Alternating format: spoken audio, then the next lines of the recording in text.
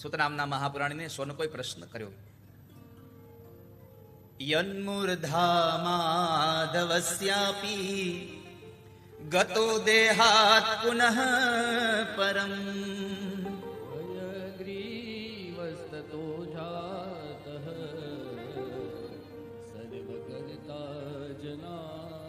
બાપજી, અમને સંશય એ વાતનો છે કે તમે કહ્યું કે ભગવાનનું મસ્તક જુદું થઈ ગયું, ભગવાનને ઘોડાનું મસ્તક લાગ્યું, હયગ્રીવ અવતાર પરમાત્માનો થયો, આવું કઈક હતું? તો ભગવાનને ઘોડાનું મસ્તક શું કામ લાગ્યું? હયગ્રીવ સ્તતો જાતઃ. પરમાત્મા તો સર્વના પાલક છે, જનાર્દન છે, બધાનું ઈચ્છિત સંપન્ન કરવા વાળા છે, અને છતાં એનું મસ્તક અલગ થઈ ગયું. સમજાણું નહીં. આદિદેવો જગન્નાથ સર્વ કારણ કારણ. ભગવાન તો બધાનું કારણનું પણ કારણ છે ને એનું કોઈ કારણ નથી, અને છતાંય પરમાત્માનું મસ્તક અલગ થઈ ગયું. શા માટે? અમને બતાવો ને. અમને સંશય થયો છે કે ભગવાનનું મસ્તક જુદું થયું તો કઈક કારણ હશે. આ સંસારમાં કોઈ પણ ઘટના કારણ વગર ક્યારેય બનતી જ નથી. જે કાંઈ બની રહ્યું છે બધું જ કંઈક ને કંઈક પાછળનું કારણ છે. તમારી જિંદગીમાં કંઈ સારું થાય તો પણ સમજવું આના પાછળનું મારાથી કોઈકનું સારું થવાનું છે, એટલા માટે થઈને આ સારું થયું છે. જ્યારે તમારું ક્યારેક ખરાબ થાય તો સમજવું જો આ જગ્યાએ મારું સારું થયું હોત તો મારાથી કોઈકનું ખરાબ થવાનું હતું, એટલા માટે મારું જ ખરાબ થઈ ગયું. અહીંયા આગળ આ સંસારમાં આપણે જે કાંઈ થઈ રહ્યું છે બધું આપણા માટે સારું છે. પ્રભુ જે કાંઈ કરી રહ્યા છે એ કશું કારણ છે, અને એ આપણા માટે કારણ હંમેશા માટે સારું જ હશે. આવું વિચારો. મેં ઘણી વાર એક દાખલો આપ્યો છે, ઉદાહરણ આપ્યું છે કે પેલો રાજા હતો, એનો દીકરો ગુજરી ગયો, બહુ શોકમાં હતો. હવે રાજાનો દીકરો યુવાન અવસ્થામાં ગુજરી જાય તો રાજા દુઃખી બહુ હતા. એટલે એમાં બરાબર પ્રધાન આવ્યા તો પ્રધાનને કીધું, પ્રધાન, મારો યુવાન દીકરો ગુજરી ગયો, આપણા રાજ્યનો આગળનો આવનારો ભવિષ્યનો રાજા ગુજરી ગયો.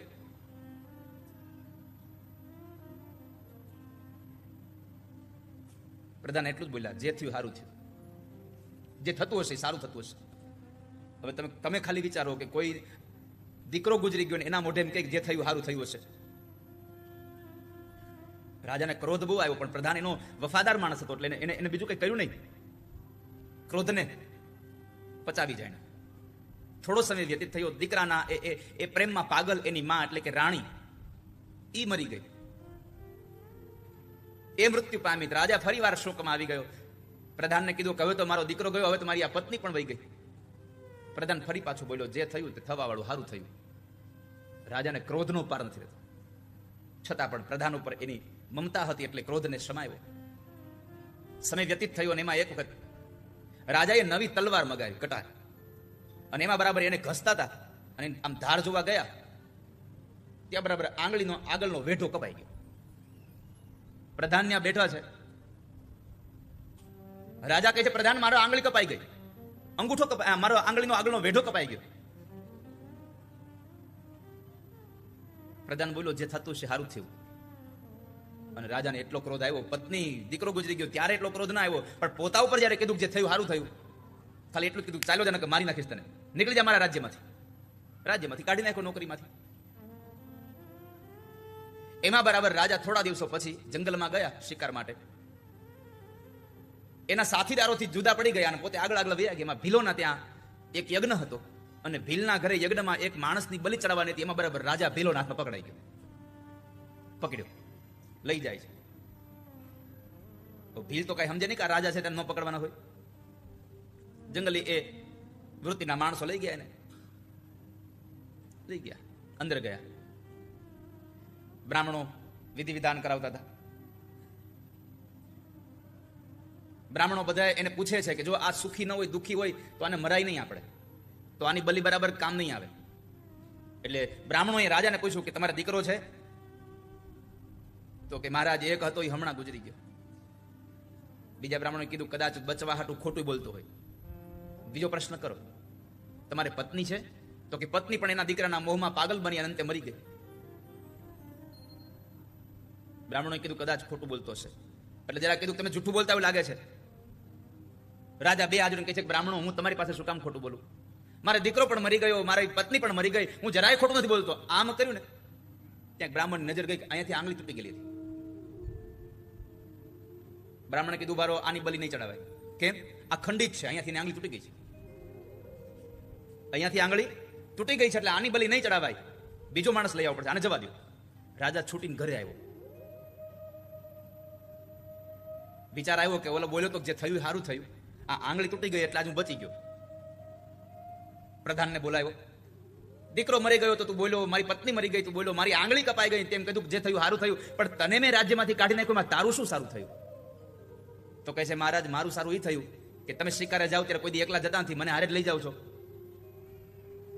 તમારી આંગળી તૂટી ગયેલી હતી, તમને મૂકી દેત, મારે તો આંગળી ક્યાં તૂટી છે? મારું તો માથું જ ઉપાડી લેત. આ સંસારમાં જે થઈ રહ્યું છે એ આપણી સાથે યોગ્ય થઈ રહ્યું છે. માણસ સ્વીકારે કે યોગ્ય થયું છે તો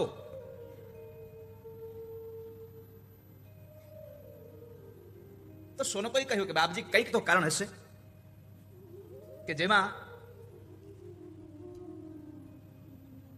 ભગવાનનું મસ્તક અલગ થયું. કારણ વગરનું કશું બને નહીં. આ કથા કરો અમને. સુત નામના મહાપુરાણી કહે છે કે સાંભળો, એકવાર હજારો વર્ષની એ યુદ્ધની પ્રક્રિયાઓમાં ભગવાન નારાયણ થાકી ગયા. દેવી ભાગવતમાં શબ્દ લખ્યો છે, ભગવાન નારાયણે અસુરો સાથે 10,000 વર્ષ યુદ્ધ કર્યું. 10,000 વર્ષ યુદ્ધ કર્યું અને એ યુદ્ધમાં ભગવાન થાકી ગયા એટલે એક સમતલ એવી પૃથ્વી ઉપર ભગવાન જરા સુવા માટે આડા પડ્યા. મસ્તક નીચે ઓશિકાની જરૂર હતી એટલે એક ધનુષ્ય હતું પ્રત્યંશા ચડાવેલું. એ પ્રત્યંશા ચડાવેલા એ ધનુષ્યને મસ્તક નીચે ગરદન નીચે રાખીને કંઠ પ્રદેશમાં, અહીંયા કંઠ પ્રદેશમાં રાખી અને ભગવાન સુતા છે. ભગવાન સુતા તો બહુ ઊંઘમાં વયા ગયા, નીંદર પણ ઘાટી આવી અને થાકેલો માણસ સુઈ જાય. તો પરમાત્મા સુયા. તો ઘણો સમય વ્યતીત થયો. બ્રહ્મા અને ઇન્દ્ર ભેગા થયા, યજ્ઞ કરવો છે. એ યજ્ઞમાં બ્રહ્મા અને ઇન્દ્રને યજ્ઞમાં ભગવાન યજ્ઞના અધિપતિ ભગવાન નારાયણની જરૂર પડે. તો નક્કી કર્યું કે આપણે જઈએ, ચાલો. ભગવાનના દર્શન માટે આવે છે વૈકુંઠમાં, પણ ભગવાનને તો સુતેલા અચેતન જોયા, એકદમ ગાઢ નિંદ્રામાં છે. હવે કરવું શું? એને કોઈ જગાડવા તૈયાર નહોતું. ન બ્રહ્મા જગાડે, ન ઇન્દ્ર જગાડે, ન બીજા દેવતાઓ જગાડે, કારણ કે કોઈ ન જગાડે. દેવી ભાગવતમાં શબ્દ લખ્યો છે, નિદ્રા ભંગેસ્તિ દૂષણમ. કોઈની નિદ્રા ભંગ કરવી એ મોટા મોટું દૂષણ છે, મોટા મોટું પાપ છે, મહાન દોષ છે. મેં આગળના દિવસમાં કહ્યું હતું, નિદ્રા ભંગ કથા છેદો. ક્યારેય કોઈની નિંદર બગાડવી નહીં. અરે નિંદર તો નહીં, ક્યારેય કઈનું કશું ન બગાડો, કઈ ન બગાડશો ક્યારે. તો નિદ્રા ભંગ ન કરાવે કોઈ. હવે ભગવાનને જગાડવા બહુ આવશ્યક હતા. પરમાત્માને જાગવું તો જ આપણો યજ્ઞ થાય મહત્વ. તો કરવું શું? એટલે ભગવાન બ્રહ્માએ એક વ્રમી નામના કીડાનું સર્જન કર્યું અને કીડાને કીધું કે કીડા તું ભગવાનને ઉઠાડ. કીડો કહે છે કે હું ન ઉઠાડું, આવો દોષ હું શું કામ લઉં? તમે મને કામ સોંપો છો પણ આવો દોષ હું નહીં લઉં. કોઈને જગાડવાનો એ પાપ હું શું કામ લઉં? કઈ કારણ વગર. કઈ લાભ હોય અને કોઈનું કઈ બગાડવાનું થાય તો બરાબર છે, પણ હું શું કામ બગાડું? કોઈ જગાડતું નતું. ભ્રમી નામના કીડાએ ના પાડી. તો બ્રહ્માએ કહ્યું કે અમે તને લાભ ઈ આપીએ, યજ્ઞમાં તને ભાગ આપીશું. કીડો કહે છે મને શું ભાગ આપો? ખાસ અહીંયા બેઠેલા તમામ વ્યક્તિઓ સાંભળજો આ વાતને. તમે જ્યારે જ્યારે યજ્ઞ કરશો ત્યારે તમને આ વાત પાપ કરતા રોકનારી બનશે. તમારાથી પાપ નહીં થાય. બ્રહ્મી નામના કીડાએ કહ્યું કે મને શું તમે ભાગ આપશો યજ્ઞમાં? બ્રહ્માજીએ કહ્યું કે આ સંસારમાં કોઈ પણ યજ્ઞ કરે અને યજ્ઞમાં આહુતિ આપે એમાં જવતલની આહુતિઓ યજ્ઞકુંડમાં જાય એ બધી દેવતાઓની, પણ યજ્ઞકુંડની બહાર જેટલી પડે એ વ્રમી નામના કીડા એ બધી તારા માટે છે. એટલે બ્રાહ્મણો તમને કહેતા હોય છે કે યજ્ઞ સંપન્ન થઈ જાય પછી જે બહાર જે કંઈ પડ્યું છે એને લઈને ફરી પાછું યજ્ઞકુંડમાં નાખવું નહીં કોઈ દિવસ. આપણે શું કરીએ?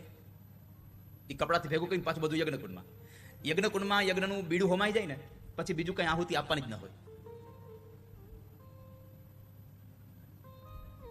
તો વ્રમી નામના કીડાને કહ્યું કે અમે તને યજ્ઞમાં ભાગ આપીશું, તું જો અમારું આ કામ કરી દઈ તો. વ્રમીએ કહ્યું કે તો વાંધો નહીં, મને યજ્ઞમાં ભાગ આપો તો હું તમારું કામ કરું. કીડો તૈયાર થયો અને જે ધનુષ્ય આમ પ્રત્યંચા ચડાવેલી હતી એટલે વળેલું હતું, એમાં એક બાજુના ખૂણાથી એ દોરીના ટુકડાને તોડવાનું વ્રમી નામના કીડાએ શરૂ કર્યું. એક બાજુનો છેડો ભાગ ખાવાનો ચાલુ કર્યો. બરાબર એ દોરી જ્યારે પ્રત્યંચા તૂટી અને તૂટવાની સાથે જ એકદમ અવાજ સાથે પેલું ધનુષ્ય સીધું થયું. એક પ્રત્યંચ અવાજ આવ્યો અને અવાજમાં એ ધનુષ્ય એટલું ગતિથી સીધું થયું, જ્યાં થોડીક વાર થઈને જોવે ત્યાં દેવતાઓની આંખો ફાટી ગઈ. કેમ? ભગવાનનું મસ્તક કપાઈ ગયું. પરમાત્માનું એ મસ્તક કપાય અને લવણ સમુદ્રમાં પડેલું. દેવતાઓ ગભરાઈ ગયા કે મસ્તક કપાઈ ગયું, આ ક્યાં ગયું હશે? બધા લોકો એટલા દુઃખમાં હતા કારણ કે પરમાત્મા નારાયણનું મસ્તક કપાયું છે. શોકમગ્ન બની અને સૌ લોકો ચિંતા કરી રહ્યા હતા. અને એવા સમયે ભગવાન શિવે એક વાત કરી છે કે આ દુઃખના સમયમાં આપણે અત્યારે ચિંતા કરવા કરતા આપણે કોઈકનું ચિંતન કરવું જોઈએ. દુઃખના સમયમાં ચિંતા ઓછી કરવી, પણ પરમાત્માનું ચિંતન વધારે કરવું. જે તમને માર્ગ આપે એમ છે, જે તમને રસ્તો બતાવે એમ છે, એનું ચિંતન કરો.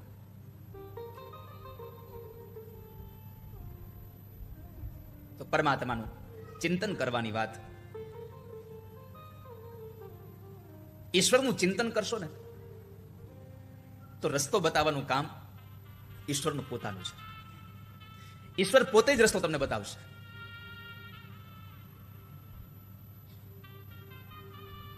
પણ આપણે દુઃખના સમયમાં એટલી ચિંતાઓમાં ગરકાવ થઈ જઈએ કે દુઃખમાંથી બહાર નીકળવાનું કાંઈ પણ કારણ ન શોધીએ અને એમને આપણે સમય વ્યતીત થતો જાય.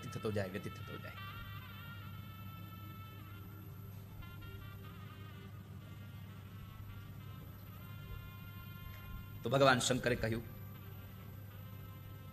આપણે વિવેકથી એટલે કે બુદ્ધિથી, વિવેકનો એક અર્થ પ્રજ્ઞા, જ્ઞાન પણ છે, બુદ્ધિ પણ છે. તો આપણે બુદ્ધિથી આપણે કોઈ ઉપાય શોધવો જોઈએ કે આમાં આપણે આ દુઃખમાંથી બહાર નીકળીએ. કોઈ માણસ ભાગ્યમાં ઘણું બધું લખ્યું છે પણ પુરુષાર્થ ન કરે. આપણને રસ્તો મળવાનો જ છે પણ પુરુષાર્થ ન કરીએ તો રસ્તો પ્રાપ્ત ન થાય, તો દેવ યોગે કોઈ ફળ પ્રાપ્ત ન થાય.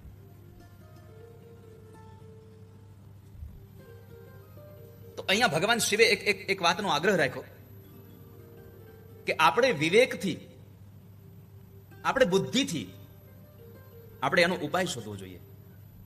આપણે એનો સરળ ઉપાય શોધીએ. જીવનમાં સંઘર્ષ અને કષ્ટનો સમય આવે ને ત્યારે વાલા ભક્તજનો માત્ર ને માત્ર એનો ઉપાય શોધવો. જ્યારે જ્યારે કષ્ટ આવે, જ્યારે જ્યારે પણ કોઈ એવી વિટંબણાઓ આવે ત્યારે ત્યારે એના માર્ગ ઉપર જવા માટેનો પ્રયત્ન કરવો જોઈએ માણસ.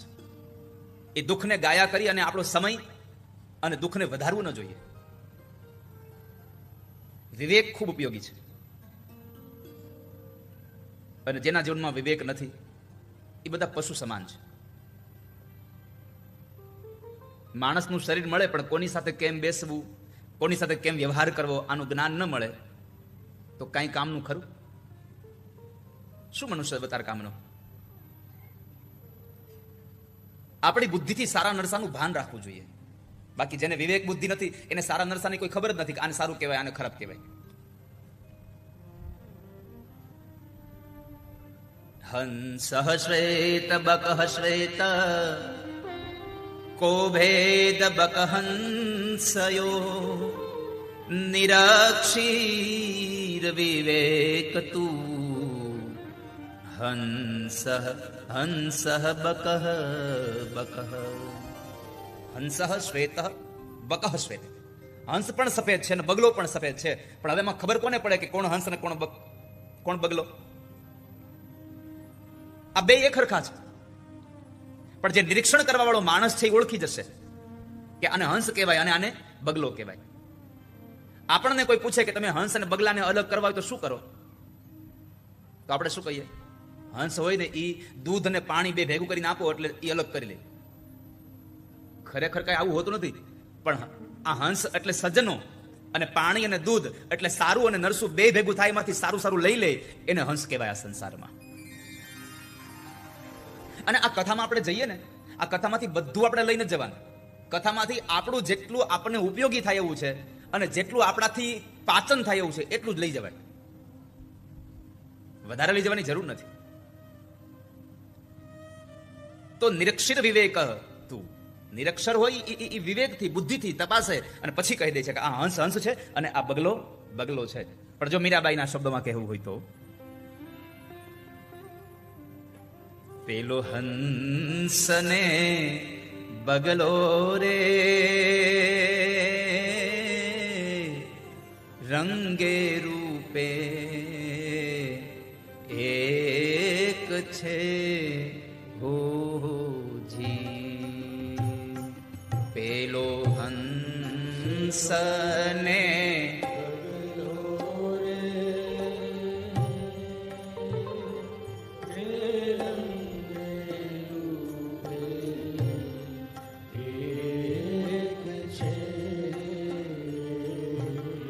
પેલો હંસ અને બગલો બે રંગ ને રૂપમાં તો એકલા જ છે. આ દુનિયામાં સજ્જન અને દુર્જન બે ખરખા જ દેખાતા હોય, બે એક જ સરખા લાગે આપણને.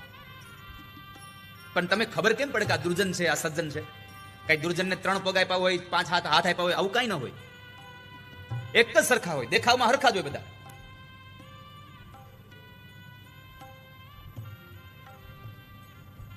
તો પેલો હંસ અને બગલો બે એક હરખા. પેલો હંસ ને બગલો રે બે રંગે રૂપે એક છે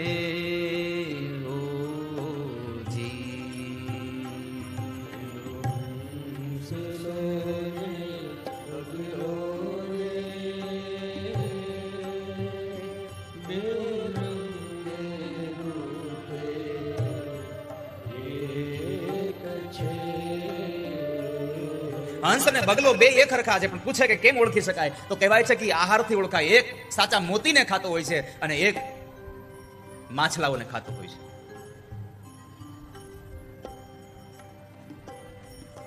ઈ તો એના આહાર થકી ઓળખાય, એમને ન ઓળખાય.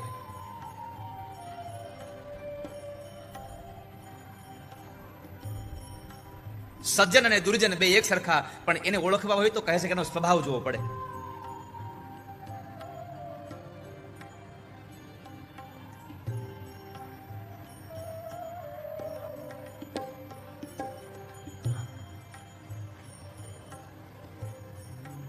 પેલો સજ્જન ને દુર્જન રે બે રંગે એક છે હોજી. પેલો સજ્જન દુર્જન રે રંગે રૂપે એક છે. ઈ તો સ્વભાવથી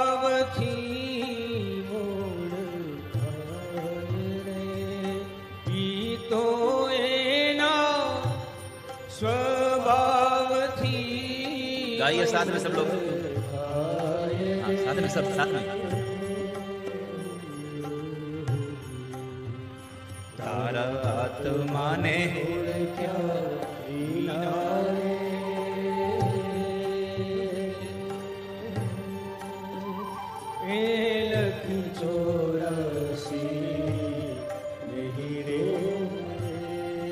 તો આ સંસારમાં જ્યારે જ્યારે પણ હંસ અને બગલો બે એક હરખા હોય એને એને એને ઓળખવા માટે માણસમાં વિવેક એટલે કે પ્રજ્ઞા, બુદ્ધિ જોઈએ. અમુક સમયે દલીલો ન થવી જોઈએ. અમુક સમયે દલીલો કરવા કરતા એનું નિવારણ કરવું જોઈએ માણસ.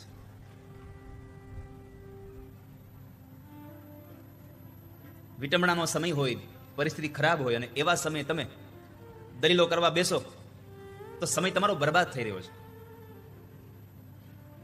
આમ જોવા જાવ તો દલીલો ગ્રામ પંચાયતના નકશા જેવી હોય.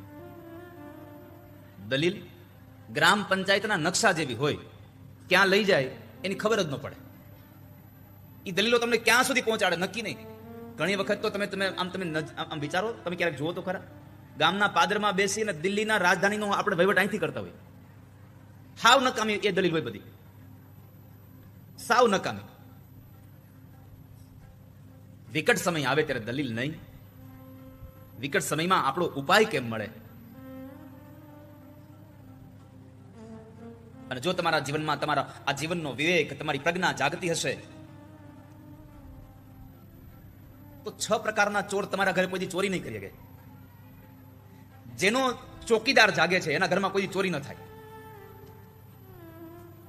જેની બુદ્ધિ જાગે છે, જેની પ્રજ્ઞા જાગે છે, જેનો વિવેક જાગે છે, એના ઘરમાં ષડ રીપુ દ્વારા કોઈ દિવસ કોઈ પણ પ્રકારની ચોરી નહીં થાય. જે બુદ્ધિ જાગતી હોય.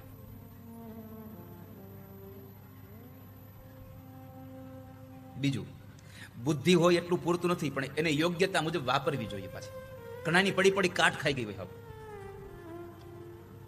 પછી ગમે તેટલા પાના પકડ લ્યો તો એ પછી ખુલે નહીં. બુદ્ધિ અમુક હોય ભગવાન આપેલી,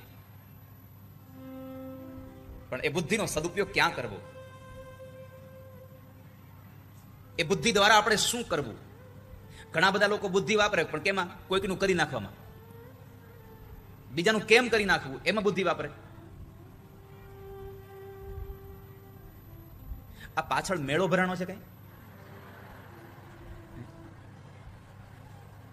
જ્યાં જગ્યા મળે ત્યાં બેહી જાવ ને જોવા જેવું કઈ નથી, ખાલી સાંભળવા જેવું છે. અહીંયા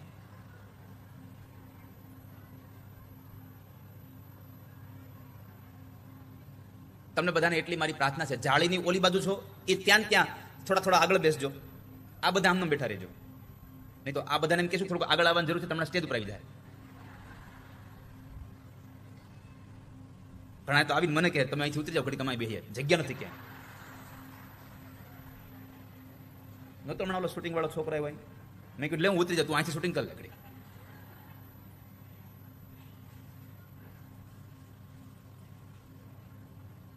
કથામાં જઈએ ત્યારે મૌન લઈને જઈએ મારા વાલા, જેથી કરી કથામાં ગમે ત્યાં બેસવા મળે. એ જ મહત્વનું છે. આપણે તો કથા સાંભળવા જઈએ છીએ. આપણે ઘરે એવું કહીને આવ્યા અમે કથા જોવા જઈએ છીએ. હે, તમે ઘરે કઈ નીકળ્યા છો? કથા જોવા જાવ છો. શું કઈ નીકળ્યા છો? કથા સાંભળવા જઈએ છીએ. તો બસ અહીંયા સાંભળવાનું કામ છે, જ્યાં જગ્યા મળે ત્યાં. અને આપણે આવીને બેસી ગયા છીએ, કોઈક આવે છે અને કદાચ ક્યાંય એને બેસવા માટે જગ્યા નથી દેખાતી, તો આપણે થોડા આમ આગળ પાછળ થઈને કઈ તમે બેસી જાવ શાંતિથી, એટલે કથા સંભળાય. નહીં તો ખોટ તમારે છે. 5 આવશે ને એ હરખા નહીં બેહી રહી ત્યાં સુધી પાછી કથાનો ક્રમ નહીં જળવાય. એટલે ખોટ તમારે જ જવાની છે. તો બુદ્ધિને માણસ યોગ્ય રીતે વાપરવો જોઈએ. બ્રહ્માજી કહે છે કે સાચી વાત છે ભગવાન તમારી, પણ કાળ દ્વારા જે નિર્મિત થયું છે, અહીંયા નિર્માણ થયેલી આ ઘટના કંઈક આની પાછળનું કારણ છે. અવશ્યમેવ ભોક્તવ્યમ કાલેનાપાદિતં ચ યત શુભમ વ્યાપ્ય શુભમ વાપી દેવં ક્રોતિક્રમે પુનઃ. પરમાત્માએ જે કઈ લીલા કરી છે એ શુભાશુભ કર્મનું ફળ નિર્ધારિત થાય છે. અને આ સંસારમાં બ્રહ્માજી એમ કહ્યું કે જે માણસ કર્મ કરે છે એને ફળ તો ભોગવવું જ પડે છે. કારણ આ સંસારમાં ભાગ્યનું અતિક્રમણ કરે કોણ? તમે જે દોષ કર્યો છે એની સજા કોણ ભોગવે? તમે સારું કામ કર્યું હોય અને રાજા તમારી પ્રશંસા કરે અને રાજા એમ કહે મારે તમને ઇનામ આપવું છે, તો તમે એમ કહી શકો મહારાજ મારે ઇનામ જોતું નથી, લ્યો ઇનામ તમને પાછું. પણ તમે ગુનો કરો અને તમને સજા મળે એમ ન કહેવાય મારે તમારી સજા જોતી લઈ જાઓ પાછી. એ તો ભોગવવી જ પડે. તમે તમારી પ્રસન્નતાની કોઈ પણ વસ્તુ, તમારા સન્માનની વસ્તુ તમે પાછી આપી શકો, પણ તમારા કરેલા ગુનાનો જે દોષ જે છે, જે સજા છે, એ તમે પાછી ના આપી શકો ક્યારેય. તો ભગવાન બ્રહ્મા કહે છે શુભાશુભ કર્મનું ફળ માણસે ભોગવવું જ રહ્યું, કારણ ભાગ્યનું અતિક્રમણ કોઈ કરી જ નથી શકતું. તો આપણા ભાગ્યમાં જે આવ્યું છે આપણા દિલે એને ભોગવવું જ રહ્યું.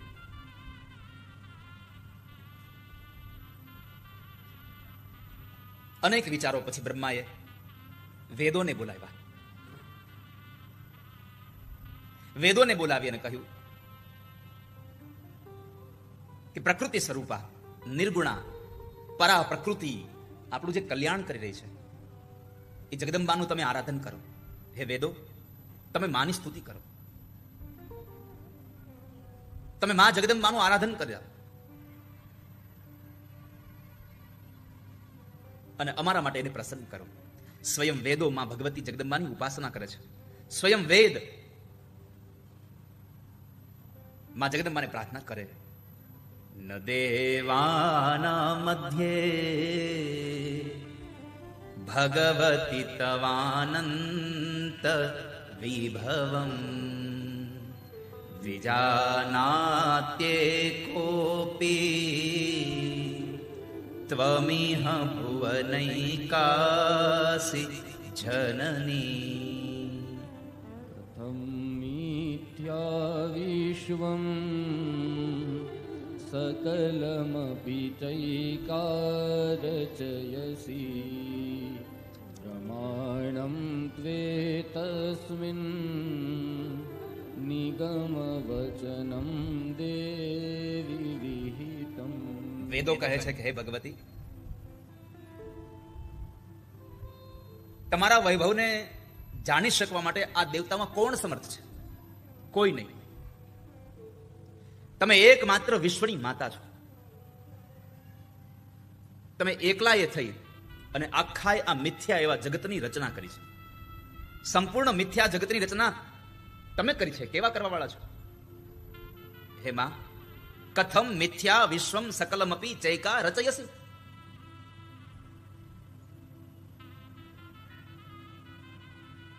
માં, એ તો બતાવો કે તમે આ દુનિયાનું સર્જન કેમ કરો છો? અમે તમને પ્રાર્થના કરીએ હે દેવી, તમારા આ સૃષ્ટિના પ્રમાણિકતાનું આ શ્રેષ્ઠ ઉદાહરણ એ તમારી સિદ્ધિને બતાવે છે. આ સૃષ્ટિનું ઉત્પાદન, સૃષ્ટિની ઉત્પત્તિ કરી છે તમે, એ તમારા કાર્યની પ્રમાણિકતા બતાવે છે. માં, અમે તમને પ્રાર્થના કરીએ છીએ. આવી તો અનેક શ્લોકોમાં વેદોએ સ્તુતિ કરી છે, પણ આ એક જ શ્લોક એટલા માટે મેં લયો કે તમને બધાને ખ્યાલ આવે કે સ્વયં વેદ પણ પોતે માને કહે છે કે માં, અમે નથી જાણતા તમે આ મિથ્યા, આ જગતની સર્જન તમે કર્યું કેમ? અને આ સૃષ્ટિનું સર્જન પરમાત્માએ કર્યું, માએ કર્યું. આ સૃષ્ટિનું સર્જન કરે છે એટલું નહીં, આ સૃષ્ટિનું પાલન પણ ઈ જ કરે છે.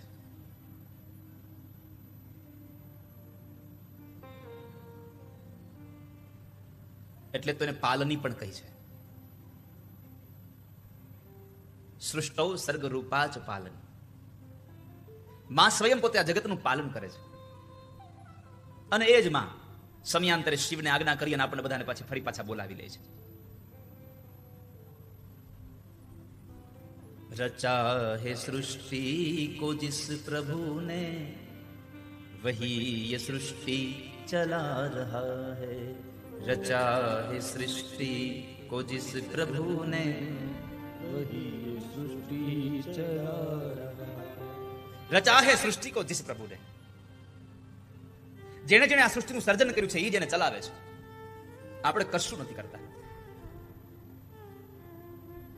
જો પેડ હમને લગાયા પહેલે, જો પેડ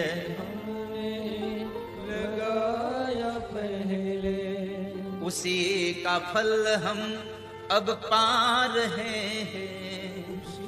का फल हम अब पा रहे. જે આપણે કોઈ જન્મમાં આપણે કોઈ દાણા વાવ્યા હતા પુણ્યના, એ પુણ્યના દાણાને લઈ અને આજ આ વૃક્ષ ઉગ્યું અને એનું ફળ છે કે આપણને માણસમાં અવતાર મળ્યો છે. આપણને આટલો સુંદર અવતાર પરમાત્માએ માએ આપ્યો, એ આપણા ઉપર પ્રભુની માની કૃપા મળી છે. હે માં, આ મિથ્યા સૃષ્ટિનું સર્જન તમે કરી રહ્યા છો, પાલન તમે કરી રહ્યા છો. સંહાર તમે કરી રહ્યા છો. જો આ ત્રણેય કામ માતાજી જ કરતા હોય, ભગવાન જ કરતા હોય, કોઈ દેવી, કોઈ દેવ શક્તિ કરતું હોય, તો આપણે તો કશું કરતા નથી. આપણે તો નિમિત્ત બનીને માત્ર આવ્યા છીએ. ક્યારેક લોકો નથી કહેતા ફલાણા ભાઈ એને મારી નાખ્યા. ના, આ સંસારમાં મારવાનું કામ ભગવાન શિવનું છે, પાલન કરવાનું કામ પરમાત્મા નારાયણનું છે, અને સર્જન કરવાનું કામ ભગવાન બ્રહ્માનું છે. जिन्होंने भेजा जगत में जाना, जिन्होंने भेजा जगत में जाना. જ્યારે આપણને જગતમાં મોકલવાનું જ્યારે તત્વાન તૈયાર થાય છે ને, જ્યારે આપણને આ સંસારમાં મોકલવાની વાત તૈયાર થાય છે, ત્યારે નક્કી થઈ ગયું પાછું ક્યારે જવાનું છે. जिन्होंने भेजा जगत में जाना, जिन्होंने भेजा जगत में जाना. तय कर दिया लौट के फिर से आना. तय कर दिया लौट के फिर से आना. અહીંયા મોકલે છે એને ફરી પાછું જવાનું છે, નક્કી છે. કારણ આ સંસારનો સત્ય નિયમ છે. જાત સહી ધ્રુવ મૃત્યુ સંસારનો નિયમ છે. હે સત્ય નિયમ યહી ધરા કા, सत्य नियम यही धरा का. एक आ रहा है एक जा रहा है, रचा है सृष्टि को जिस प्रभु ने. वही सृष्टि चला रहा. જેણે સૃષ્ટિનું સર્જન કર્યું છે, તો માં આપણને સૌને મોકલે છે. માં જ આપણને અહીંયા પાલન પોષણ કરે છે, અને માં જ ફરી પાછી અહીંયાથી આપણને બોલાવી લે છે. એ જ આપણને અહીંયા બોલાવે છે. તો હે માં, અમે તમને પ્રાર્થના કરીએ છીએ, આપ દેવોનું કામ સઘળું કરો. વેદોની પ્રાર્થનાને લઈ અને માં જગદંબા પ્રાર્થનાથી પ્રસન્ન થયા. આ સંસારમાં માણસ પ્રાર્થનાથી પ્રસન્ન બને છે. આ સંસારમાં માણસ પ્રાર્થનાને લઈ અને પ્રસન્ન બને છે. અને એ સમયે આકાશમાંથી એક આકાશવાણી થઈ. આકાશવાણીમાં શબ્દો છે કે હે દેવો, આ સંસારમાં કારણ વગર કોઈ કાર્ય થતું જ નથી હોતું. સાંભળો, ભગવાનનું મસ્તક કપાયું એનું કારણ તમને કહું. ભગવાનનું મસ્તક કપાયું એનું તમને કારણ કહું. તમે સાવધાન થઈને સાંભળો.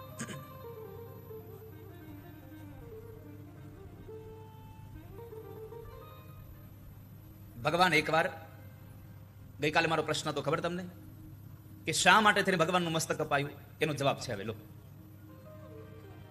શા માટે મસ્તક કપાયું? તો કહે છે, એક વખતના સમયે ભગવાન નારાયણ અને લક્ષ્મીજી બંને જણા બેઠા છે. એમાં ભગવાન નારાયણે લક્ષ્મી સામે જોઈ અને જરા હસ્યા છે. એને હસવું આવ્યું. લક્ષ્મીજીએ મનમાં માની લીધું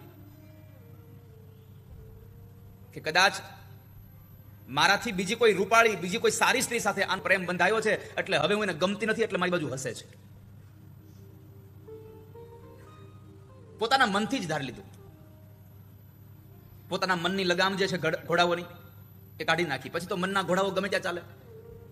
એક વાત યાદ રાખજો, આ કથા ઉપરથી એક વાત આપણને બતાવે છે. જ્યારે તમારે કશું વિચારવાનો સમય આવે ને, ત્યારે મર્યાદામાં રહીને વિચારવું જોઈએ માણસ. પોતાની જાતે નક્કી કરી લે છે બધું, આનું આમ જ હશે, અને માની લેવું ને એના કરતા થોડુંક પૂછી લેવું સારું કે ભાઈ આ બરાબર છે. આપણે આપણી રીતે માની લઈએ અને વળી પાછું ઈ જ સાચું છે ઈ હોતે માની લઈએ, અને પછી એને અનુરૂપ આપણે સામેવાળા સાથે વર્તન કરતા હોય, વ્યવહાર કરતા હોય છે. અહીંયા લક્ષ્મીજીએ પોતે કશો વિચાર ન કર્યો. કેટલા બીજા વિચારોમાં ચડી ગયા કે મારી કરતા બીજી કોઈ સ્ત્રી સાથે એનો સંબંધ બંધાયો હશે, એટલા માટે મારી પર હસે છે, આવું છે તેવું છે. અને આવા વિચારોના કારણે લક્ષ્મીજી ક્રોધિત થયા અને બોલ્યા છે, ઇદમ પતતુ તે શિરઃ. તમે જે મોઢાથી દાંત કાઢ્યા અને મારી હસી ઉડાવી છે, એ મસ્તક કપાઈ જશે. જાઓ, તમારું મસ્તક કપાઈ જાય અને લવણ સમુદ્રમાં પડશે. હવે અહીંયાથી આપણને એટલું સમજવા મળે છે કે ક્યારેક ક્યારેક આપણી ધારણાઓ જે આપણને દુઃખ આપે ને, એવું દુઃખ કોઈ નથી આપતું. આપણું મન જેટલું દુઃખ આપણને, આપણી વિચારધારા આપણને જેટલું દુઃખ આપે એટલું દુઃખ કોઈ નથી આપતું. આ સંસારમાં જેવું ને તેવું વિચારી ન લેવું ક્યારે. આ સંસારમાં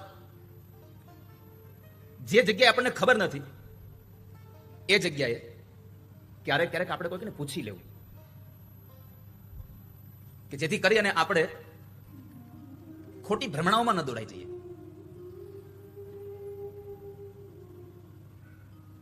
ખોટી માન્યતાઓમાં ન જોડાઈ જઈએ અને અકારણ આપણા જીવનમાં દુઃખો ન આવે. અકારણ દુઃખ ના આવવું જોઈએ ક્યારે. આમ જોવા જાવ તો આપણા સંસારમાં આપણે દુઃખ આવવાનું મૂળ કારણ આપણી વિચારધારા.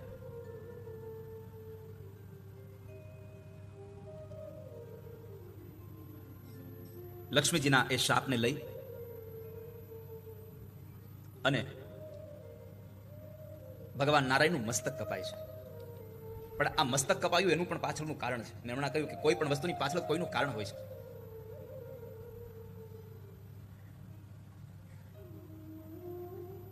આ શારદીય નવરાત્રી તો આવતી જ હતી, વર્ષોથી યુગોથી આવે છે અને હજી યુગો સુધી આવવાની છે. પણ આ કથા અહીંયા આવી એનું કારણ શું? મેં પહેલા કહ્યું હતું કે ઘણા લોકોનું ઘણા બધા કારણો હોય, પણ આ કથા અહીંયા આવી એનું કારણ હતું સ્વાંતઃ સુખાય, બહુજન હિતાય, બહુજન સુખાય.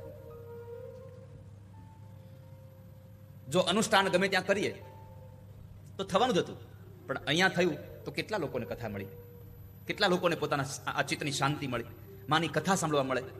તમે ભાગવતો આટલી સાંભળી છે, પણ ક્યારે હયગ્રીવનું નામે નહીં સાંભળ્યું હોય. તમે પરમાત્માનો હયગ્રીવ અવતાર થયો એની તમને ખબર જ નથી. આ નવી કથા તમને મળે, અમને નવા નવા શ્રોતાઓ મળે, જિજ્ઞાસુ શ્રોતાઓ મળે, એના માટેનું આ પ્રયોજન છે. આજે બાપુ પધાર્યા છે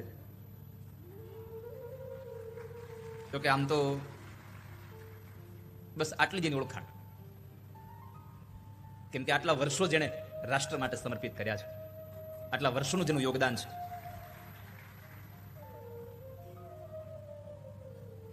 અને નિવૃત્ત થયા પછી પણ ફરી પાછા પ્રવૃત્ત રહી છે, એનો આપણને બધાને વિશેષ આનંદ છે. નહીં તો માણસ નિવૃત્તિમાં પ્રવૃત્ત થાય પણ પ્રવૃત્તિમાં પાછો નિવૃત્ત ન થાય, નિવૃત્તિમાં નિવૃત્ત ન થાય. ક્યારે સુખદેવજી મહારાજ માટે શબ્દ વપરાયો છે, આ સંસારમાં પ્રવૃત્ત માણસ નિવૃત્ત બને, પણ સુખદેવજી મહારાજ તો નિવૃત્તિમાં પણ નિવૃત્ત બન્યા છે.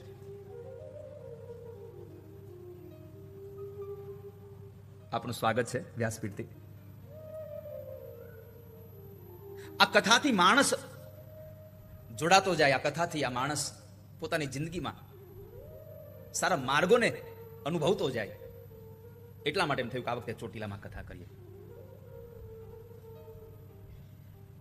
તો મૂળ હયગ્રીવનું ભગવાનનો અવતાર થાય, મસ્તક કપાય, એની પાછળનું કારણ તો કહે છે કે હયગ્રીવ નામનો એક અસુર હતો, રાક્ષસ એક હયગ્રીવ હતો.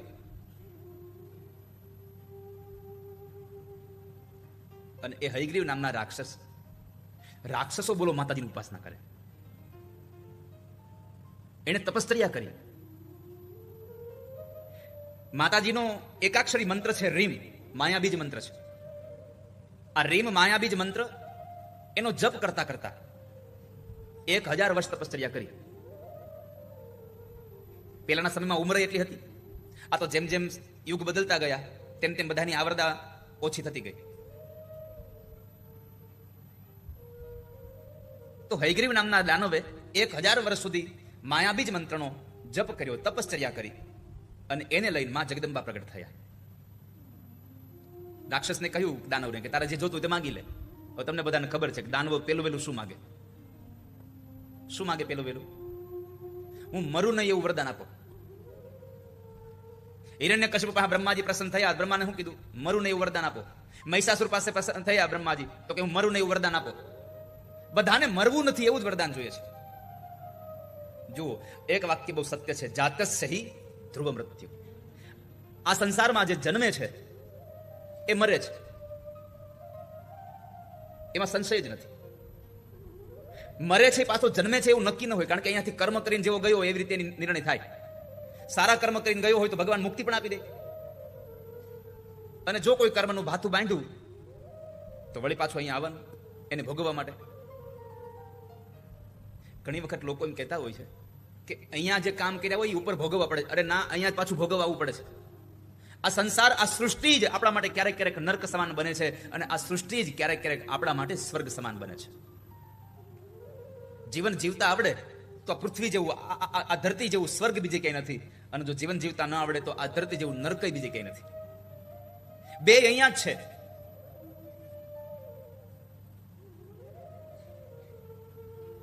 નર્કમાં એટલી યાતનાઓ થાય છે, સ્વર્ગમાં એટલું સુખ મળે છે. હવે તમે સમજો કે અહીંયા કંઈ પણ પ્રયત્ન કર્યા વગર અનાયાસે તમને આટલી મોટી કથા મળી, તો હવે આ માતાજીની કથામાં બેઠા છો, આનાથી મોટું સ્વર્ગ તમને બીજી દુનિયામાં ક્યાં મળે? આ તમારા કર્મનું ફળ મળી રહ્યું તમને. કર્મથી માણસ સુખ પામે, કર્મથી માણસ દુઃખ પામે. કર્મણા જાયતે જંતુ કર્મણેવ વિલિયતે, સુખમ દુઃખમ ભયમ ક્ષેમમ કર્મણેવાભિપદ્યતે. ભગવાન કૃષ્ણ બોલ્યા છે ભાગવતજીમાં કે બાબા, આ સંસારમાં સુખ અને દુઃખ કેવળ મનુષ્યને કર્મથી મળે છે. તો હયગ્રીવે ભગવાન માતાજીને કહ્યું કે માં, હું મરું નહીં એવું વરદાન આપો. માતાજી કીધું એ વાત ખોટી છે. આ સંસારમાં જન્મે છે, મરે છે, મરવું તો પડશે, પણ જેવી તેવી રીતે મરી ન જવું જોઈએ માણસ. ઘણા લોકો તો થાકી કંટાળીને મરી જાય. સંસારમાં થાકી જાય એટલે વિચાર કરે કે હવે આપણે મરી જવું છે. મરવાનું બધાને છે. એક આશ્ચર્ય આપણને હજી સમજાતું નથી. દુનિયામાં બધાને ખબર છે કે પાડોશી હમણાં એક ગુજરી ગયા અને આપણે ગુજરી જવાનું છે, તો આપણે એને મરેલો જોઈને પણ આપણે સૂતા રહીએ છીએ, જાગતા જ નથી. જાગવાનો અર્થ એ નથી પથારીમાંથી. માણસ વિચારોથી જાગતો નથી કે મારે શું કરવું જોઈએ. પણ આ મૃત્યુની વાત આલે છે તો મારે તમને કહેવું છે, જિંદગી ભરપૂર જીવી લો. જિંદગી એવી જીવો કે તમારું મરણ પણ તમારો ઉત્સવ બની જાય, મૃત્યુ આપણું મહોત્સવ બની જાય. પણ ઘણા લોકોએ તો જીવનને જીવા પહેલા જ મરવાનો વિચાર કર્યો. કેટલી વખત મરવાનું કરતા હોય. એકવાર રમણ મહર્ષિને એક ભક્તએ આવીને, યુવાન આવીને પ્રશ્ન કર્યો. એક ભક્ત આવે છે, બહુ દુઃખી હતો માણસ. દુઃખી થઈને આવેલો માણસ મહર્ષિને કહે છે કે મને મારા દુઃખમાંથી મારે બહાર નીકળવાનું મને મળતું નથી. મને એમ લાગે છે કે મારે મરી જવું જોઈએ, મારે મરી જવું છે. જ્યારે એ ભક્ત આવે છે ત્યારે મહર્ષિ રમણ પતરાઓની પેલી પતરાવાળી બનાવતા હતા. પેલા તો સોય દોરો કઈ હતું ને એવું તમે બધા જોયું હશે. સૂકા પાંદડાની સળીઓથી ગૂંથેલી એ પતરાવાળી, એ પતરાળી તૈયાર કરતા હતા. પેલો માણસ કહે છે કે મારે સંસારમાં થાકી ગયો છું, મારે મરી જવું છે. મહર્ષિ જોવે છે તો જરા યુવાન અવસ્થા હતી. પેલા કહ્યું મને કઈક મરવાનો માર્ગ બતાવો. મહર્ષિ કીધું એક કામ કર, આ 3 પતરાવાળી તું પેલા ઉકળે નાખતો પછી હું તને એનો માર્ગ બતાવું. બોલો માણસ આશ્ચર્યમાં પડી ગયો. એક ક્ષણના વિરામ પછી બોલ્યો છે કે તમે આ પતરાવાળી ઉકળે નાખવાનું કરો છો? તમે કેટલી મહેનતથી બનાવી છે અને હજી આને વાપરી તો છે નહીં, તમે આનો ઉપયોગ તો કર્યો નથી, અને તોય તમારે ઉકળે નાખી દેવી છે? આ યોગ્ય નથી વાત. અને ત્યારે મહર્ષિ રમણે કહ્યું કે હું તને એ જ સમજાવવા માંગુ છું કે મારી આ પતરાવાળી વગર ઉપયોગ કર્યા વગર જો તને ઉકળે નાખવાની પણ તને ઈચ્છા નથી થતી, તો તે જીવનનો હજી ઉપયોગ કર્યો છે ક્યાં? એની પેલા તારે મરી શું કામ જવું છે? હજી જીવનનો સદુપયોગ કરી લે. ખાલી જીવન જીવવામાં અહીંયા ખાવા પીવા માટે નથી. આ જીવન આપણું કેવલ આપણને સુખ આપે એના માટે નથી. આ જીવન એવું જીવવું જોઈએ કે આપણી આસપાસના લોકોને સુખી કરતું હોવું જોઈએ, આપણી નજીકના લોકોને સુખી કરતું હોવું જોઈએ. સુગંધ પુષ્પમાં હોય છે પણ એની મજા તો લોકો લેતા હોય છે. એમ તમારામાં આવડત હોય તો એની મજા લોકોને મળવી જોઈએ, દુનિયાને મળવી જોઈએ. પણ ઘણાની આવડત એના પૂરતી જ રહે છે. તમારી આવડત બીજા સુધી પહોંચાડજો, તમારી આવડત બીજાને દઈને જાજો, જેથી કરી અને તમે જાઓ એના પછી પણ તમે જીવતા રહેશો આ જગતમાં. જો તમારી આવડત તમારા સુધી રહી તો એકના એક દિવસે તમારી આવડતને તમારા સુધી રાખવાની મુશ્કેલી તમને જ નડશે. મેં કેટલી વાર કહ્યું છે કે વીછી ઉતારવા વાળા લોકો પેલા હતા, હવે તો આપણે સમજી ગયા છીએ, હવે ભણેલા ગણેલા થઈ ગયા તરત સીધા દવાખાને પહોંચી જઈએ છીએ. પેલા ગામડામાં નહીં તો આપણે કોઈ વીછી ઉતરાવા જતા. અહીં વડીલો જેટલા બેઠા છે એને ખબર હશે, ખેતરમાં વીછી કરડે એટલે ઘરે ન આવે, એ સીધો ઓલા વીછી ઉતરવાળા ભાઈને ત્યાં જાય અને એ ભાઈ અગરબત્તીથી આમ કર્યા કરે. એમાં એક વખત એક માણસે પૂછ્યું ઓલા વીછી ઉતારવાળા ભાઈને કે તમે આ મંત્ર શું બોલો? એ કે ઈ ન દેવાનો હોય કોઈનો, ઈ કોઈને અપાય નહીં. પોતાની આવડત કોઈને આપી નહીં. એમાં એક વખતના સમયે એ વીછી ઉતારવા વાળા ભાઈને જ વીછી ડંખ મારી ગયો. હવે પોતાની હાથે પોતે પાછો વીછી ન ઉતારી શકે. મારે તો આટલી વાત સાથે કદાચ તમને એટલું જ કહેવું છે કે જે માણસ આખા ગામના વીછીનું ઝેર ઉતારતો હતો એનું ઝેર કોઈ ઉતારવા વાળું ન મળ્યું, કારણ એને બીજાને શીખડાવ્યું જ નહીં, પોતે જ દુઃખી થઈ અને મર્યો. આ સંસારમાં આપણી આવડત આપણા પૂરતી ન રહે. સંસારના લોકોમાં પણ આપણી આવડત મૂકીને જશું તો આપણા ગયા પછી પણ આપણે સુખી થશું. આ સંસારમાં બીજાને આપીને જઈએ, આપણા પૂરતું શું કામે ને? આપણી આવડત વ્યાપક બને, બહુ બધા લોકો સુધી જાય. મહર્ષિ રમણના એકમાત્ર વાક્ય કે 3 પત્રાવાળી તું નાખી આવ, આ માણસનો આખો જીવવાનો દ્રષ્ટિકોણ બદલી નાખ્યો. માણસે મરવાનું છોડી અને જીવન જીવવાનું શરૂ કર્યું. ક્યારેક ક્યારેક મહાપુરુષનો સંગ, ક્યારેક ક્યારેક મહાપુરુષોની સાથેનો આપણો સત્સંગ આપણો આખો જીવનનો રાહ બદલી દેતો હોય છે. માતાજીએ હયગ્રીવને કીધું તારે મરવું તો પડશે જ, એમાં નહીં ચાલે. મર્યા વગરનું તારું કશું ચાલવાનું નથી. તારે આજ નહીં તો કાલે પણ મરવું તો પડશે જ. કોઈ આજ મરે છે, કોઈ કાલે મરે છે. આ સંસારમાં કોઈ અમર થઈને આવ્યું નથી. આજ આપણે અહીંયા બેઠા છીએ, આજ આપણે કથા સાંભળવા ગયા છીએ, આજ આપણે કથામાં બેઠા છીએ. આવનારો સમય એવો પણ આવે આપણી પાછળ કથા બેસે. માટે મર્યા પહેલા જીવન એવું જીવીને જાજો કે તમારું મરણ પણ મહોત્સવ બની જાય. કોણ જાણી શકે કાળને રે, સવારે કાલ કેવું થશે.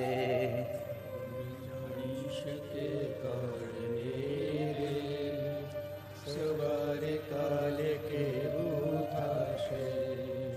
આ કાયામાંથી હંસલો રે, ઓ ચિંતાનો ચાલ્યો જશે. આ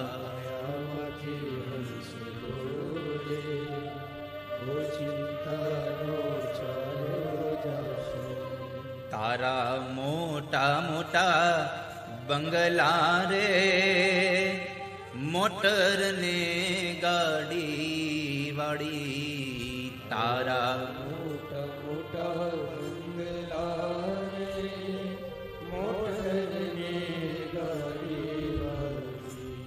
બધી માયા મૂડી મેલીને ખાલી હાથ જાવું પડશે.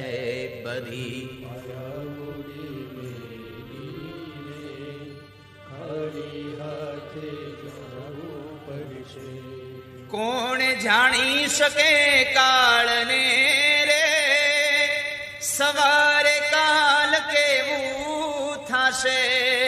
કોણ જાણી શકે કાળને રે, સવારે કાલ કેવું થશે.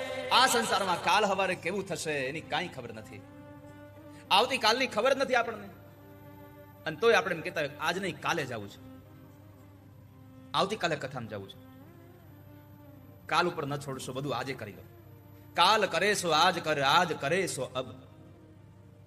સારો વિચાર આવે છે તો આજ જ પૂરો કરી લો. કાલ સવારનો સૂર્ય ઉદય થવાનો છે, એમાં કાંઈ મિનમેખ નથી, કોઈ શંકા નથી. પણ કાલ સવારનો સૂર્ય ઉદય આપણે જોશું કે નહીં એની આપણને ખબર નથી.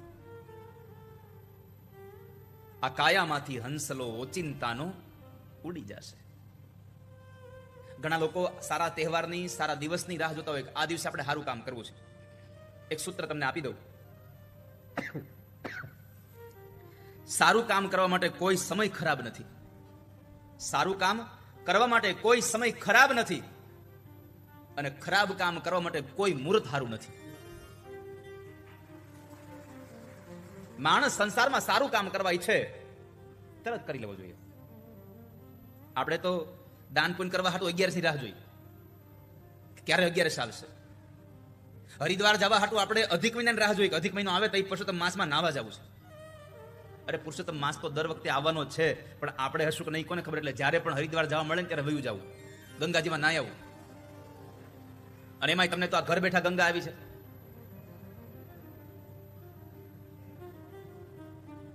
ક્યારે જતા રહેશો ખબર નથી. માટે કવિ એમ કહે છે કે તારા બધા જ આ બંગલા, તારી બધી જ ગાડીઓ, તારી બધી સંપત્તિ અહીંયા મૂકીને વયું જવાનું છે. તો મર્યા પહેલા તારી સંપત્તિમાંથી યથોચિત સંપત્તિ યથોચિત જગ્યાએ તારી હાથે તું દાન કરીને જા, કે જેથી કરી અને તારા જીવનનું ભાથું બાંધતો જા. બાકી સંપત્તિ તો અહીં પડી જ રહેવાની છે.